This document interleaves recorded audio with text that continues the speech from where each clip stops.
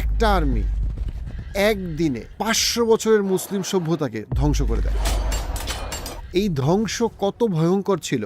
1 মাস Tigris নদীর পানির রং বদলায় যায়। শুধুমাত্র বাগদাদে, যেটা ছিল মুসলিম সাম্রাজ্যের মুকুট, 2 থেকে 20 লক্ষ সাধারণ মানুষকে হত্যা করা হয় in a very short period of time. কিন্তু প্রশ্ন হইল, মুসলমানরা কিভাবে উঠে দাঁড়াইলো এবং তাদেরকে পরাজিত করলো? ইসলাম কখনোই আমার আপনার কাছে শুধুমাত্র যুদ্ধ দিয়ে আসে নাই। ইসলাম যে সারা পৃথিবীতে টিকে আছে এবং প্রচার প্রসারে খুবই গুরুত্বপূর্ণ একটা পয়েন্ট হচ্ছে গিয়ে ন্যারেটিভ কন্ট্রোল, ডিপ্লোম্যাসি এবং দাওয়া, এবং তার সাথে ইকোনমির কন্ট্রোল। এই যে বিষয়টা, এই বিষয়টা আমাদের সময় মুসলমানরা ইতিহাস থেকে জানেই না। আজকে আমরা দেখার চেষ্টা করব যে ইসলামিক ইতিহাসে কত গুরুত্বপূর্ণ ঘটনাগুলা আসলে যুদ্ধ দিয়ে হয় নাই। টার্নিং পয়েন্টগুলো যুদ্ধ থেকে আসে নাই, বরং আসছে যুদ্ধর বদলে ডিপ্লোম্যাসি এবং দাওয়াকে প্রায়োরিটাইজ করার জন্য। আমাদের সময় মুসলিম সমাজের একটা ফ্যান্টাসি হচ্ছে সবসময় ইসলামের অগ্রগতির সাথে যুদ্ধকে রিলেট করা, যেইটা ইসলামিক ইতিহাস দেখলে আমরা বুঝতে পারি এটা অনেক ক্ষেত্রেই সঠিক না। বরং ইসলামিক ইতিহাস আমাদেরকে উদ্বুদ্ধ করে যে আমরা যেন আরও বেশি ন্যারেটিভ কন্ট্রোল, দাওয়া এবং ডিপ্লোমেসির দিকে অনেক বেশি ফোকাস করি। তারপরে আমরা ইকোনমিক কন্ট্রোলের দিকে যাই এবং তারপরে তার আউটপুট হিসেবে মিলিটারি কন্ট্রোলটা চলে আসে। কিন্তু এটা সবসময় শুরু হয় দাওয়া এবং ডিপ্লোমেসি দিয়ে। চলুন আমরা ইতিহাসের গুরুত্বপূর্ণ পয়েন্টগুলো দিয়ে এটা বোঝার চেষ্টা করি। পুরো বাংলাদেশ সহ পাকিস্তান, ভারতে যে ইসলামের প্রচার প্রসার হয়েছে তার একটা বিশাল কারণ যেখানে মুঘলরা আসছিল এবং মুঘলরা যে দাপটের সাথে ছিল। কত লক্ষ মানুষ মুসলমান হয়েছে, পুরোটাই না হইতো না যদি না ওই একটা ঘটনা ঘটতো, সেটা হচ্ছে মঙ্গলরা ইসলামে আসতো। মঙ্গলরা যদি ইসলামে না আসতো, মুঘলরা এত পাওয়ারফুল হইতো না। মুঘলরা এত পাওয়ারফুল না হইলে মুঘলরা কখনো এই ভারতবর্ষ শাসন করতে পারতো না। 500 বছর আরবরা শাসন করলো। বাগদাদ ছিল স্বর্ণ, মুসলিমদের মুকুট। সেই বাগদাদকে নিঃশেষ করে দিছে 2 সপ্তাহে চেঙ্গিস খানের নাতি হালাকু খান। তখন মনে হইতেছিল ইসলাম থেমে গেছে, ইসলাম শেষ, ইসলাম আর আগাবে না। অন্তত ইতিহাসবিদরা তা মনে করছিল। আমরা যারা আল্লাহ আজ্জা ওয়াজালকে বিশ্বাস করি আমরা জানি ইসলাম আগাবে, ইসলাম আরও পরিস্ফুটিত হবে। কিন্তু ইতিহাসের দৃষ্টিকোণ থেকে মনে হচ্ছিল বাগদাদ যখন যেভাবে ফল করলো, বাগদাদের পাশের নদীতে সমস্ত মুসলিমদের ইতিহাস, লাইব্রেরি, বই, রক্ত, মানুষের রক্ত, লক্ষ মানুষের লাশ সব ফেলে দেওয়া হইলো। অ্যাজ ইফ মুসলমানরা ঠুনকো, মুসলমানদের কোনো দাম নাই, এবং এত নির্মমভাবে এবং এত তাচ্ছিল্যের সাথে হত্যা করা হয়েছে। শুধু কি পুরুষদেরকে না, পুরুষ, নারী, শিশু সবাইকে। মনে হয়েছিল এই তো শেষ, এটা তো শেষ, মুসলমানদের তো আর তো কোনো আশা নাই। ঠিক সেই সময় আউট অফ নোওয়্যার একটা যুদ্ধ হইল মামলুকদের সাথে মঙ্গলদের। ওই যুদ্ধে সবাই ধরে নিছিল যে মামলুকরা পরাজিত হবে, কারণ ক্ষমতার দিক থেকে মঙ্গলরা ছিল অপ্রতিরোধ্য, মঙ্গলদের সামনে কেউ দাঁড়াতে পারবে না। কিন্তু মামলুকরা এবং তারা ইভেনচুয়ালি খুব সুকৌশলে মঙ্গলদেরকে তারা আসলে প্যালেস্টাইনে হারায় দিতে তারা সফল হয়। এবং এই মামলুকরাই কিন্তু পরবর্তীতে ইসলামের ডিফেন্ডার হয়।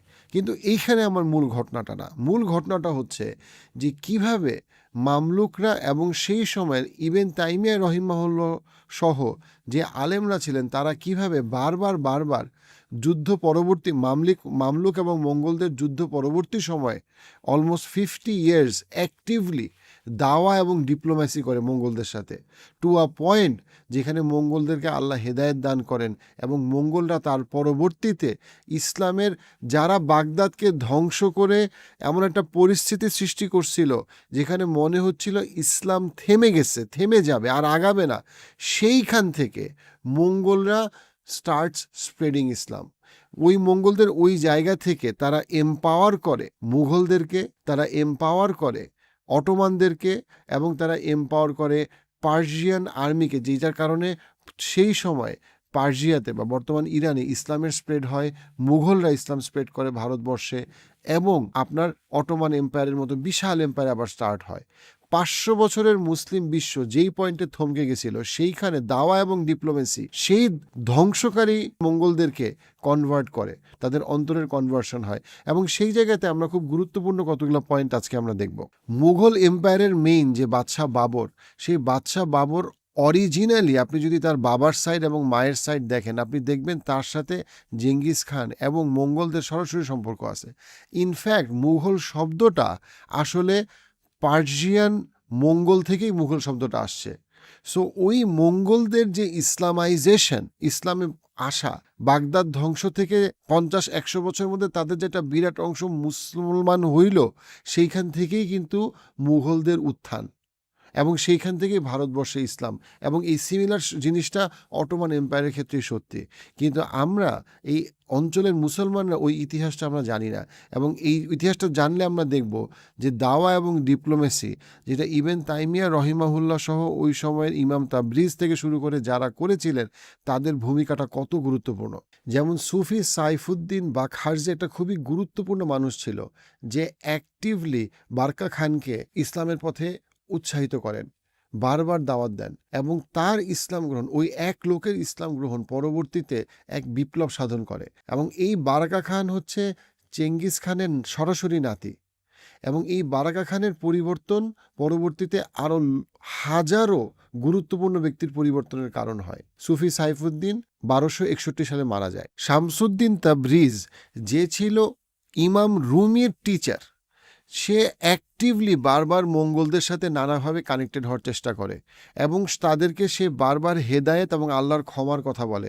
তার বিখ্যাত উক্তি, যেটা সে মঙ্গলদেরকে উনি বলেন, সেটা হচ্ছে যে তোমরা যত রাজত্বই ধ্বংস করো না কেন, মানুষের রাজত্ব, তুমি যদি আল্লাহর রাজত্বের দিকে তুমি যদি হেদায়েতের আলোর জন্য খুঁজো, আল্লাহ তোমাদেরকে ক্ষমা করে দিতে পারেন।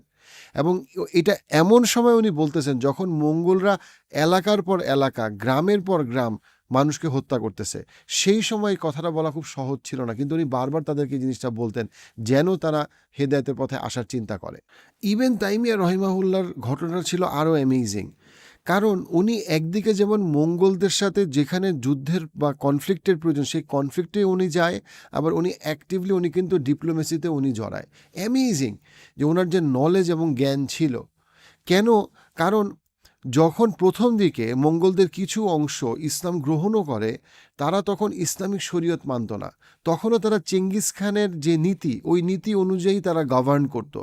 এবং ইবন তাইমিয়া রহিমাহুল্লাহ নাছর বান্দা ছিল, এবং উনি বারবার বলে, তোমরা যদি ইসলামিক শরীয়ত অনুযায়ী তোমরা যদি গভর্নেন্সটাকে ঠিক না করো, দেন তোমরা মুখে মুখে খালি ইসলামের কথা বললেই হবে না। এবং এইটা ইভেনচুয়ালি একটা লং টার্ম ইম্প্যাক্ট তৈরি করে, যে তারা বুঝতে পারে যে না, আমাকে ইসলামকে পুরোপুরিভাবে আমাকে ইসলামে আসতে হবে। আমি শুধুমাত্র মুখে বললাম, কিন্তু আমার টোটাল গভর্নেন্স যদি ইসলামিক শরীয়ত বিরোধী থাকে এবং চেঙ্গিস খানের মতাবলম্বী হয়, তাহলে এটা হবে না। যেই জন্য এখানে দাওয়া এবং ডিপ্লোমেসির যে যে জয়েন্ট এফোর্ট, এটা খুব ইম্পর্টেন্ট আমাদের বোঝা এবং আমাদের সময় জিনিসটাকে বোঝা। আরেকজন খুবই গুরুত্বপূর্ণ ব্যক্তি ছিলেন সাইয়েদ সাদরুদ্দিন ইব্রাহিম। উনি কি করেন? উনি বারবার বাচ্চাদেরকে বলার চেষ্টা করেন, মঙ্গল বাচ্চাদেরকে, যে আপনারা যেই মুসলিম এলাকাগুলো দখল করে আসেন, যেমন পার্জিয়াতে অথবা খোরাসানে, এরা আপনাকে আসলে মানে না। এরা জাস্ট আপনার ক্ষমতার ভয়ে চুপ করে আছে। একসময় এরা রিভল্ট করবে, কিন্তু আপনারা যদি মুসলমান হয়ে যান সত্যিকার অর্থে, তাহলে খোরাসান এবং পার্সিয়ার বিরাট এলাকার মানুষ আপনাকে ইসলামের জন্যই আপনাকে মুসলমান নেতা হিসেবে তারা বিনা দ্বন্দ্বে মেনে নিবে। এবং এইটা মঙ্গলদেরকে অনেক বেশি প্রভাবিত করে ইসলামের পথে আসার ক্ষেত্রে। এটাও এখানে বলে রাখা ভালো, ইবন তাইমিয়া রহিমাহুল্লাহর যে মূল ইসলামী চিন্তা ভাবনা, তার সাথে কিন্তু বিভিন্ন ইসলামের যে তরিকা অথবা ওই সময়ের যে সুফি, তাদের সাথে কিন্তু চিন্তার অনেক পার্থক্য ছিল।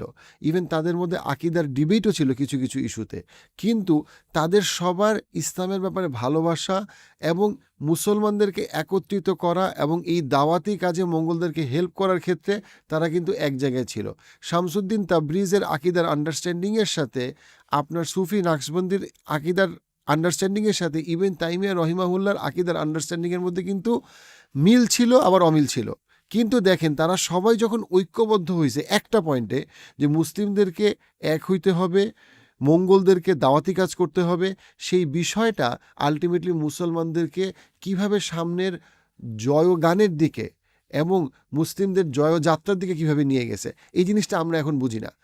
আমাদের মধ্যে ডিফারেন্স থাকলেও কোন জায়গায় কোন ইস্যুতে আমাদেরকে একত্রিত হইতে হবে, ঐক্যবদ্ধ হইতে হবে, এটার ব্যাপারে আমাদের মুসলিম সমাজ এখনও ভীষণ রকম বিভক্ত, যে বিভক্তির সুযোগ ইসলাম বিদ্বেষীরা নেয়। মঙ্গলদের মধ্যে প্রথম ইসলাম গ্রহণ করে বেরকা খান, এবং উনি 50 বছর ধরে ইসলামকে ডিফেন্ড করে যান জয়েন করার পরে। এবং উনি একটা খুবই গুরুত্বপূর্ণ উইং মঙ্গলদের গোল্ডেন হোল্ড এম্পায়ার উনি রুল করতেন।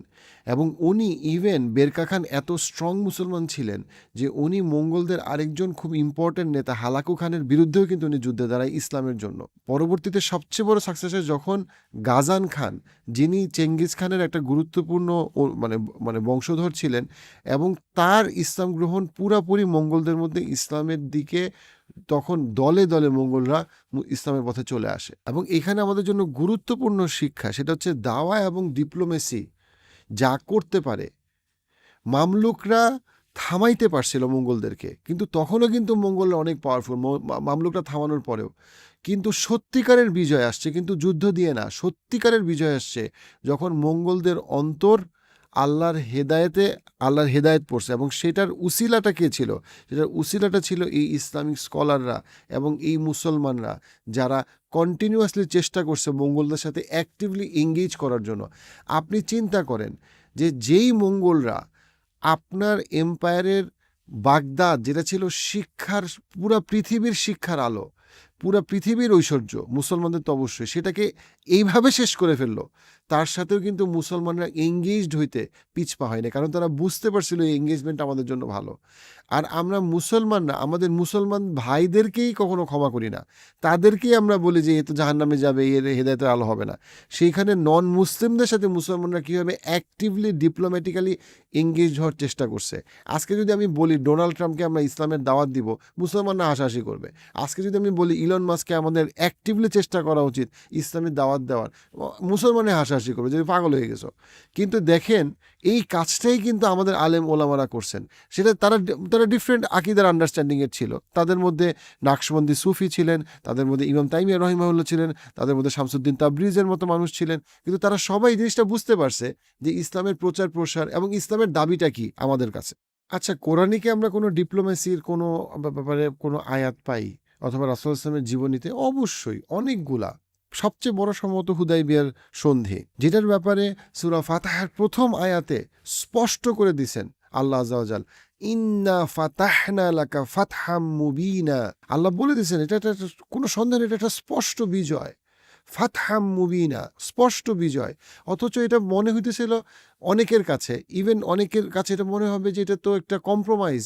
হ্যাঁ, মুসলমানরা অ্যাপোলজেটিক হয়ে গেছে, অনেক সহজে অনেক মানুষ এখন বলে কম্প্রোমাইজ করতেছে। হ্যাঁ, মনে হচ্ছে যেন এটা একটা মডারেট মুসলমান হয়ে গেছে। আমরা অনেক সময় খুব সহজে ওয়ার্ডটা ইউজ করি, কিন্তু আপনি আসলে কি বুঝাইতেছেন? আপনাকে তো চিন্তা করতে হবে যে রাসূলুল্লাহ সাল্লাল্লাহু আলাইহি ওয়াসাল্লাম যেখানে স্বপ্নে দেখছেন যে উনি উমরায় যাচ্ছেন, এবং সেই উমরা যখন বাধাপ্রাপ্ত হইল ইসলামের শত্রুদেরকে দ্বারা, এবং যখন তার সাথে সাহাবারা যুদ্ধ করার জন্য প্রস্তুত, তখন রাসূলুল্লাহ সাল্লাল্লাহু আলাইহি ওয়াসাল্লাম সন্ধি চুক্তি করল। চিন্তা করে দেখেন, উনি স্বপ্ন দেখছেন, কিন্তু উনি বলল না ঠিক আছে এটা পরে হবে।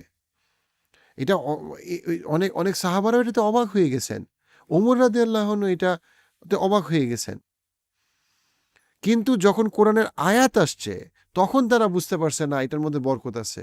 কিন্তু এমন সময় এমনভাবে চুক্তিটা করা হয়েছে যে চুক্তিটা আক্ষরিক অর্থে কারো কাছে পড়লে মনে হবে ও এটাতে তো মুসলমানরা পরাজিত, বা মুসলমানরা এটা তো হেরে গেল, বা মুসলমানদের তো এটা সম্মান থাকলো না। কিন্তু এইটাকেই আল্লাহ আযজা ওয়া জাল বলতেছেন সুস্পষ্ট বিজয়। এবং তার পরবর্তীতে কি হয়েছে? তার পরবর্তীতে যা কিছু হয়েছে তারপরের 1 বছর 2 বছরে, সেখান থেকে আমরা দেখতে পারি মক্কা বিজয় পর্যন্ত চলে আসছে।